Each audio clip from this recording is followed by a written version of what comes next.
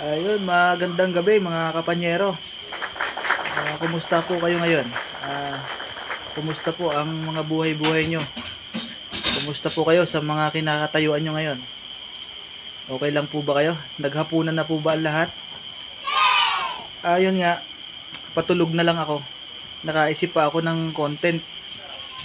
Ngayon, hindi ko po pwedeng palampasin ito. Gawa nga siyempre, pag ikaw ay gumagawa ng content, pag naisip mo, kailangan mong gawin agad.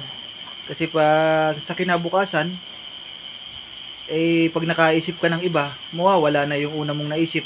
Sayang naman. Yun nga, papakiusapan ko pa yung asawa ko kung pwede niya akong samahan sa paggagawa ng bidyong ito.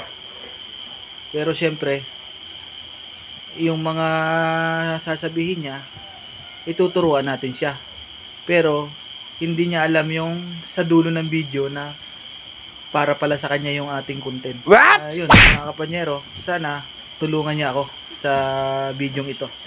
Ayun lang mga kapanyero, abangan nyo na lang po.